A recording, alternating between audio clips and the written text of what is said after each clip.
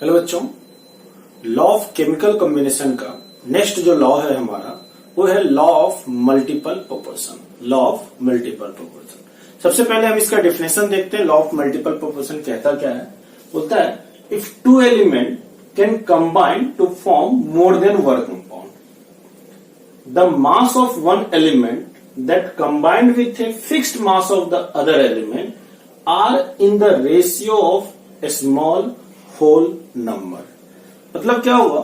अगर दो element combined करके एक से ज्यादा प्रोडक्ट बनाता है, एक से ज्यादा प्रोडक्ट बनाता है, तो किसी एक एलिमेंट का जो मास होगा अगर हम फिक्स कर दे तो दूसरे का मास जो होगा हमेशा एक स्मॉल होल नंबर रेशियो में होगा। मतलब पहले का फिक्स्ड मास से दूसरे का मास जो रिएक्शन करेगा, अगर दो कंपाउंड बन रहा है, तीन कंपाउंड बन रहा है, अगर सबका रेशियो निकालेंगे वो हमेशा क्या होगा? एक फिक्स्ड नंबर होगा, एक फिक्स्ड होल नंबर रेशियो में होगा।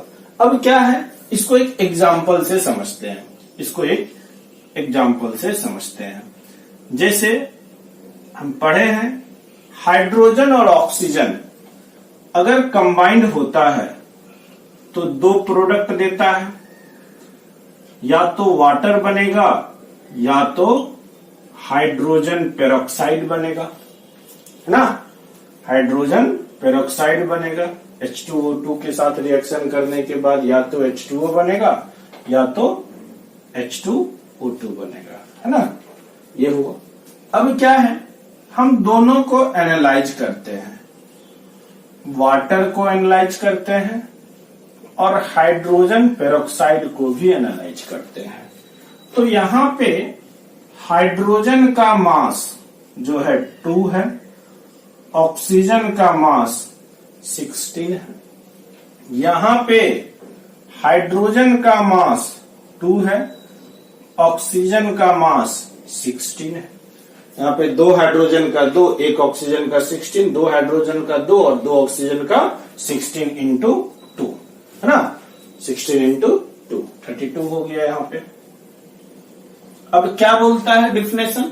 If two element can combine to form more than one compound, hydrogen oxygen combine होके दो कंपाउंड बना दिया।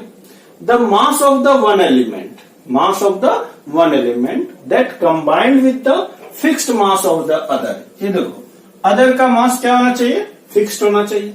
अब अदर में सपोज करो हमने हाइड्रोजन का लिया, हमने हाइड्रोजन का लिया। हाइड्रोजन यहां भी कितना है? 2 है। यहां भी हाइड्रोजन कितना है? 2 है। तो अगर हम बोलते हैं मास ऑफ हाइड्रोजन,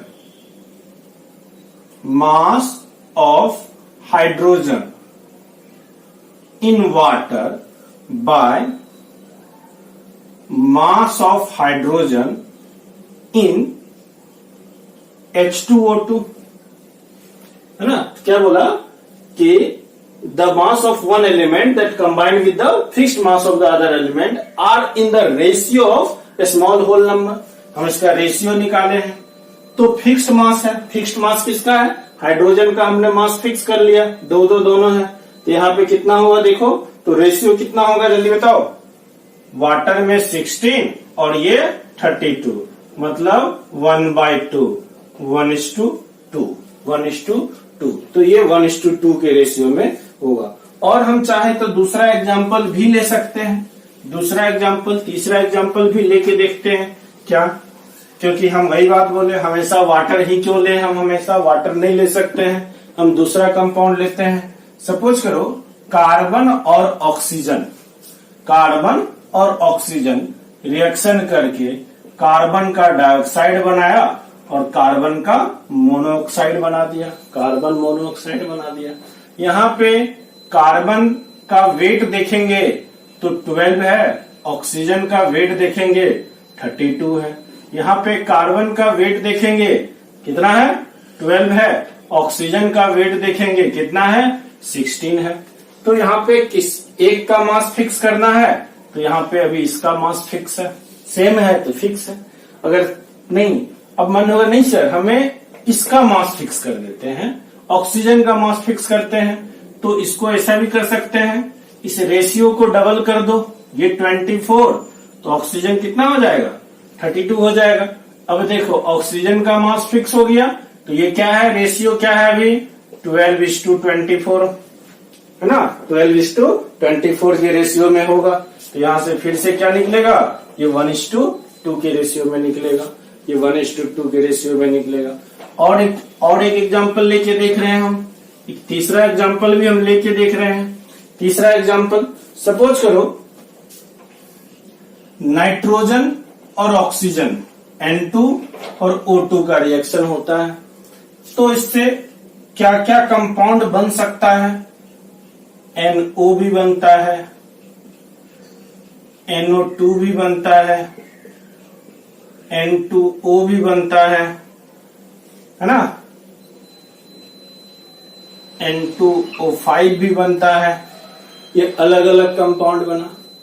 अब यहां पे हम सब में वेट देख रहे हैं, नाइट्रोजन का ऑक्सीजन का, है ना, नाइट्रोजन इस टू ऑक्सीजन का हम वेट देख रहे हैं अलग अलग कंपाउंड में। इसमें नाइट्रोजन का कितना है 14 है, ऑक्सीजन कितना है 16 है। इसमें नाइट्रोजन कितना है 14 है, ऑक्सीजन कितना है 32 है। इसमें नाइट्रोजन कितना है 28 है, और ये कितना है 16 है। इसमें नाइट्रोजन कितना है 28 है, और ऑक्सीजन कितना है 16 into 5 80 है। अब क्या है यहाँ पे, ये चार मान के चलो अलग अलग कंपाउंड बना नाइट्रोजन और ऑक्सीजन के साथ रिएक्शन हो गए। अब हमें किसी एक का मास फिक्स करना है, किसी एक का मास फिक्स करना है। अब सपोज करो मन करे तो नाइट्रोजन के मास को फिक्स करो, मन करे तो ऑक्सीजन के मास को फिक्स करो। अभी मैं नाइट्रोजन के मास को फिक्स कर लेता हूं, नाइट्रोजन के मास को फिक्स कर लेता हूं। अब नाइट्रोजन के मास को अगर हमें फिक्स करना है, मैं इसी में करेक्शन करता हूं। यहां देखो 28 है, 28 है, 14 है, 14 है। या तो इसको हाफ कर दो या तो इसको डबल कर दो। तो मैं क्या करता हूं, इसको डबल कर देता हूं। इंटू 2 किया तो ये भी इंटू 2 हो जाएगा, ये कितना हो गया 28 और ये 32। इसमें भी इंटू 2 किया तो ये भी इंटू 2 हो जाएगा, ये कितना हुआ 28 और ये कितना हो गया 64। अब क्या है, इसको हम अगर हम देखें, अब फिक्स्ड मार्क्स ऑफ नाइट्रोजन हो गया। नाइट्रोजन कितना 28, 28, 28, 28। अब मैं ऑक्सीजन का देखता हूं, ऑक्सीजन किसमें NO H2, ऑक्सीजन किसमें NO2 H2, ऑक्सीजन किसमें N2O H2, ऑक्सीजन किसमें N2O5।